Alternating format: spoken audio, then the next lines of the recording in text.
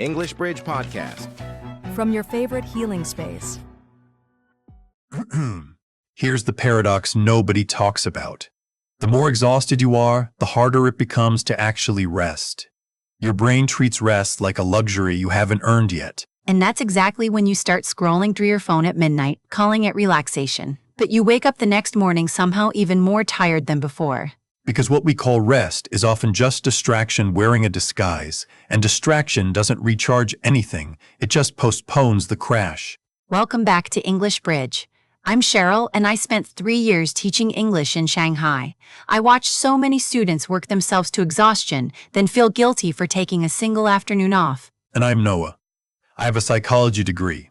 And in my counseling work, I saw people who were physically present but emotionally bankrupt.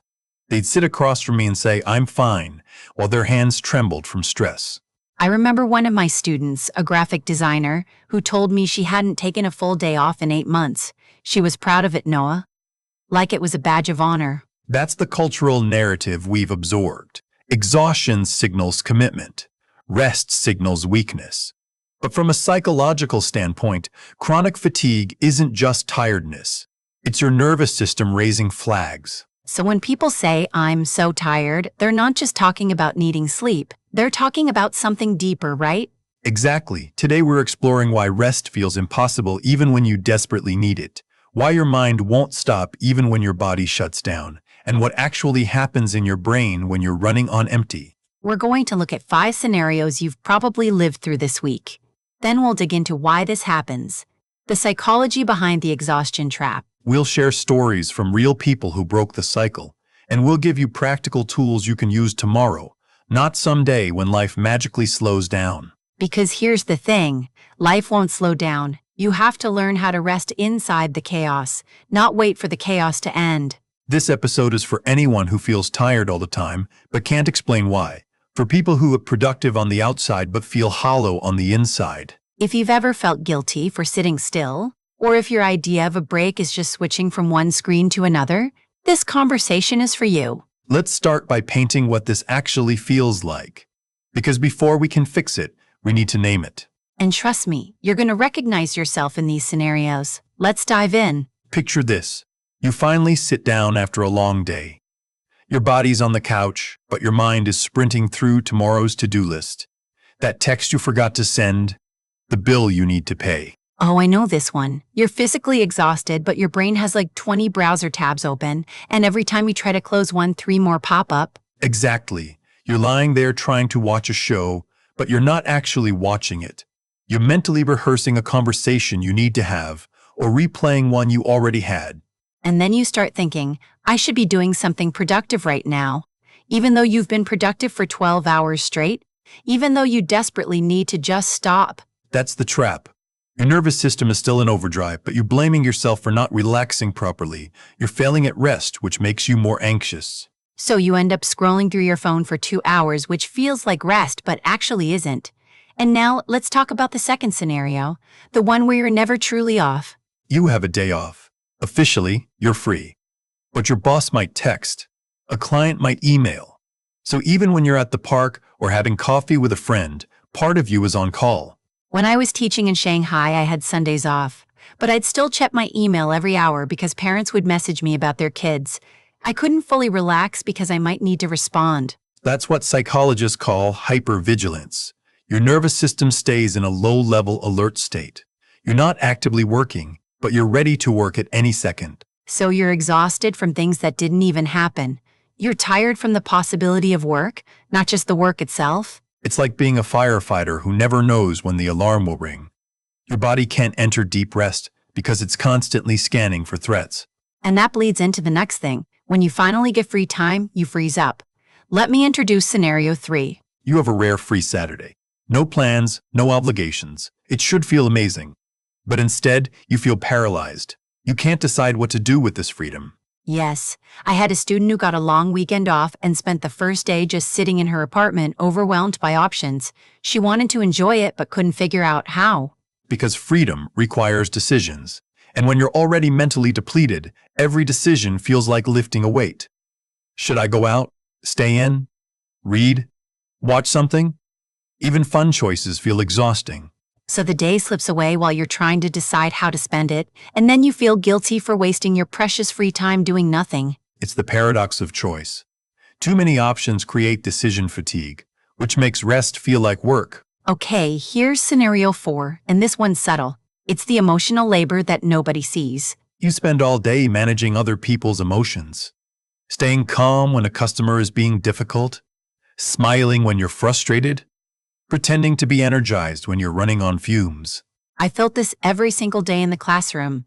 I'd have 30 students, and I had to be upbeat and encouraging no matter how I actually felt inside. That's emotional regulation work. Your prefrontal cortex is constantly suppressing your real feelings and performing the socially required ones. It burns through mental energy faster than almost anything else. And nobody sees that work. They just see you doing your job. They don't realize you've been wearing a mask for 8 hours straight. By the time you get home, you've used up all your emotional bandwidth. You have nothing left for yourself, let alone for the people you actually care about. Which brings us to the last scenario, the comparison trap. You're scrolling through social media and everyone else seems to be thriving. You see someone who just got promoted, someone who's traveling, someone who just launched their dream project, and you're sitting there feeling stuck and exhausted. I had a friend who would look at Instagram every night and just feel worse about herself. She'd see people her age buying houses or starting businesses, and she was just trying to survive rent. But here's the truth. You're comparing your behind the scenes to their highlight reel. You're seeing their victory lap, not the months of struggle that came before it. And that comparison drains you even more. Because now you're not just tired, you're tired and falling behind. That's the emotional weight so many people carry every single day. So why does this happen? Let's start with your brain's energy budget. Your brain is only 2% of your body weight, but it uses 20% of your energy. Wait, so my brain is burning through energy even when I'm just sitting still? Constantly. And here's the kicker. Unfinished tasks consume even more energy. Psychologists call it the Zeigarnik effect. Your brain keeps open loops active in the background, like apps running on your phone. So that half-written email I've been avoiding is actually louder in my head than the 10 I already sent? Exactly. Your brain allocates attention to incomplete tasks, trying to remind you to finish them. That's why you can't relax, even when you have nothing urgent to do. Because mentally, you still have 20 things open. Your brain's treating rest time like it's just another task on the list. And the more unfinished loops you have, the harder it becomes to focus on anything. You're not lazy, you're cognitively overloaded. Okay, so that's the cognitive piece. But what about the emotional labor part? Why is that so draining? Emotional labor is when you manage your feelings to meet social or professional requirements. It's not just customer service. It's every time you suppress frustration, fake enthusiasm, or stay calm under pressure. You mean like having to smile when a passenger is being difficult? Or when your boss criticizes you in front of the team? Exactly, but it also happens in relationships. When you're comforting a friend but secretly need comfort yourself. When you're mediating family conflict while carrying your own stress. I felt this all the time in Shanghai. I'd spend all day being the cheerful, patient teacher. Then I'd get home and just collapse because I had nothing left. That's because emotional regulation uses the same brain regions as decision-making and self-control. When you deplete one, you deplete all of them. So by the time you get home, you're too tired to make even basic decisions, which is why you end up staring at the fridge for 10 minutes. But there's also a cultural dimension to this. In collectivist cultures, emotional labor is often invisible and expected. Wait, Noah, what do you mean by that? Why does this seem bigger in some cultures than others? In collectivist societies, harmony and group cohesion are prioritized over individual feelings, so you're expected to manage your emotions to preserve relationships, even at your own expense. So you're exhausted not from what you did, but from what you didn't say. From all the times you bit your tongue to keep the peace. Exactly. And that suppression has a cost. Studies show it increases cortisol levels, disrupts sleep, and makes you more prone to burnout. Which then leads to decision fatigue, right? Because you've used up all your mental energy just getting through the day. Right. Decision fatigue is real. Every day you make hundreds of micro decisions. What to wear, what to eat, which email to answer first. Each one depletes a little bit of willpower. Okay, give me a real-life example. What does decision fatigue actually look like? Picture this. You come home after work. You're hungry, but you can't decide what to eat. You scroll through food delivery apps for 20 minutes, feeling more frustrated with each option. Oh, I've done that. Or when you sit down to watch something and spend half an hour just browsing Netflix, unable to pick anything. That's decision fatigue. Your brain is depleted, so even simple choices feel overwhelming. And then you blame yourself for being indecisive, which makes it worse? So all of these things, the cognitive load, the emotional labor, the constant decisions, they're all happening at once. No wonder people feel exhausted all the time. Let me tell you about a client I worked with. Her name was Maya, 29, project manager at a tech startup. She came to me because she couldn't sleep, even though she was exhausted. Oh no, that's the worst kind of tired. When your body's ready to collapse, but your mind won't let you. Every night, Maya would lie in bed replaying her workday. She'd think about the meeting where she stumbled over her words, the email she sent with a typo, the project deadline looming next week. But Noah, why didn't she just stop thinking about it? What held her back from letting go? Because her brain had learned to treat rest as dangerous. In her workplace, mistakes had consequences, so her mind stayed in hypervigilant mode, scanning for threats even when she was alone in her bedroom. That's heartbreaking. She couldn't turn off work mode because work had trained her that letting her guard down was risky. The deeper lesson here is that exhaustion isn't always about working too hard. Sometimes it's about never feeling safe enough to stop working. And safety isn't just physical, it's psychological. You need to feel like it's okay to rest. That reminds me of someone I knew in Shanghai. I'm curious. Tell me more, Cheryl. I had a student named June, 32, worked in finance. He would come to English class after 12-hour workdays. He told me once that he felt guilty every time he sat down. What changed for him? What was the turning point? One day he missed class because he got sick. Like, really sick. Fever. Couldn't get out of bed. And he told me later it was the first time in years he'd rested without guilt. Because his body gave him permission that his mind never would. Sometimes we need an external reason to justify rest. Exactly. After that, he started scheduling nothing time once a week, just 1 hour where he'd sit in a park and do absolutely nothing productive. That's a powerful example of how rest requires intention. It won't just happen. You have to create space for it. That connects to another client I worked with. Okay, I'm listening. What happened with them? Her name was Lisa, 35, elementary school teacher. She was drowning in unfinished tasks, lesson plans, grading, emails from parents. She'd work until midnight and still feel behind. But Noah, how did you get her to change? Just telling someone to stop working won't fix anything. What actually worked? I asked her to pick one tiny task and finish it completely before starting anything else. Just one. She chose grading 5 assignments instead of her usual 20. Wait, you told her to do less? That seems counterintuitive. The goal wasn't productivity. It was closure. When she finished those 5 completely, feedback written, grades entered, emails sent, her brain could close that loop. And that probably felt better than leaving 20 assignments half done, right? Exactly.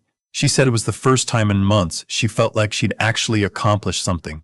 That feeling of completion gave her brain permission to rest. So sometimes rest isn't about doing nothing. It's about finishing something small so your mind can stop holding on to it. I saw something similar with one of my students. I feel for her already. Creative fields plus social media. That's a dangerous combination. I had a student named May, 27, freelance illustrator. She'd spend hours every night scrolling through art accounts, comparing her work to others.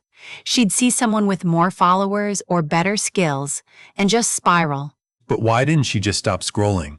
What kept pulling her back to it? Fear. She was afraid that if she stopped looking, she'd fall behind, that someone else would get the opportunities she wanted. It was like she couldn't let herself rest because rest meant losing. That's the scarcity mindset. When you believe there's not enough success to go around, every moment of rest feels like giving someone else an advantage. But here's what changed for May. She started a done folder on her computer. Every time she finished a piece, she'd save it there, and when she felt like scrolling, she'd look at that folder instead. That's brilliant. She replaced comparison with evidence of her own progress. She gave her brain a different story to tell. Exactly, and she told me it didn't cure everything overnight, but it helped. She started sleeping better because she wasn't going to bed feeling like a failure. The lesson there is that rest isn't just physical. It's giving your mind a break from the stories that exhaust you. All four of these people had to redefine what rest meant. And they all had to fight against the voice that said rest was something they hadn't earned yet. So how do people start recognizing when they're hitting that breaking point? Your body sends signals long before you collapse. Chronic tension in your shoulders and neck, shallow breathing, jaw clenching. These are your nervous system's early warning signs. I used to get this tight feeling in my chest when I was teaching, like I couldn't take a full breath. I thought it was just anxiety, but it was my body telling me I was running on empty. Exactly.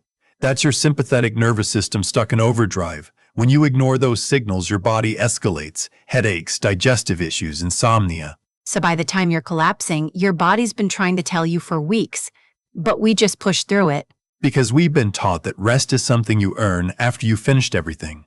But the to-do list never ends. Right? People say, I'll rest properly on vacation. But then vacation never comes, or when it does, you're too wired to actually relax. That's the myth of the perfect moment. There's no magical future date when everything will be done and you'll finally have permission to rest. So what does real rest look like? Not the fantasy version, the actual thing someone can do on a Tuesday. Real rest is active, not passive. Passive rest is scrolling your phone or binge-watching a show while your mind races. Active rest is something that actually calms your nervous system. Okay, give me examples. What does that look like in real life? A 10-minute walk without your phone. Sitting outside and just watching the clouds. Lying on the floor and doing deep breathing for 5 minutes. So it's not about doing nothing. It's about doing something that doesn't demand anything from you. Something that lets your brain actually quiet down. Exactly. And here's the key. It has to be a micro-experiment. Don't commit to meditating for an hour every day. Commit to 2 minutes tomorrow. Because the goal is to break the inertia, not to be perfect.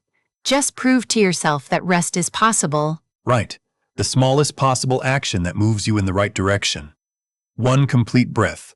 1 minute of silence. 1 task closed instead of 10 left open. Okay, Noah, that's the theory, but what does someone actually do on Monday morning when they wake up already exhausted? First thing, before you check your phone, before you start the to-do list, you close your eyes and take 3 deep breaths. Just 3. That's it. That's so simple, it almost sounds too easy, but I bet most people skip even that. Because we treat rest like a luxury. But those 3 breaths signal to your nervous system that you're safe. That's not a luxury, that's survival. And once you've done that, then what? How do you carry that into the rest of the day? You pick 1 loop to close, 1 email to finish completely, 1 drawer to organize, 1 conversation to have. Something small enough that you can finish it today. Because finishing something, anything, gives your brain that sense of closure it's craving, and that makes space for actual rest later. Exactly. You're not doing more, you're doing less but completing it. That's the shift.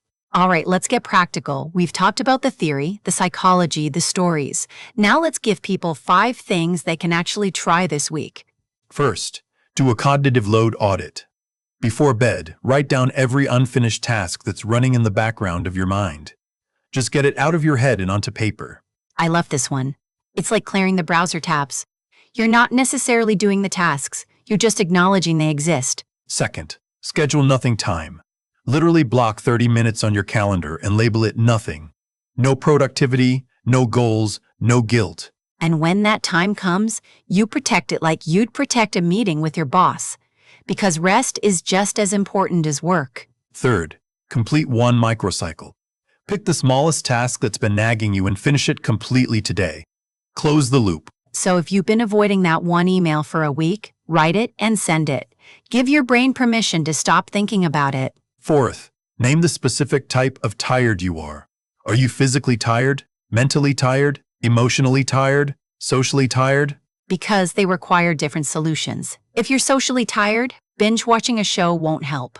You need actual solitude. Fifth, set 1 boundary this week. Say no to 1 request, 1 meeting, 1 obligation that drains you. And notice how your body feels when you protect your energy instead of giving it away. That feeling is data. Rest isn't something you do after you've earned it. It's how you create the capacity to keep going. And if you're listening to this feeling exhausted, I want you to know, you're not broken, you're just human, and you deserve to rest. If this conversation resonated with you, send it to someone who needs to hear it today. And make sure you're subscribed so you don't miss what's coming next. We've got something really good lined up. I'm Noah. And I'm Cheryl. See you on the bridge.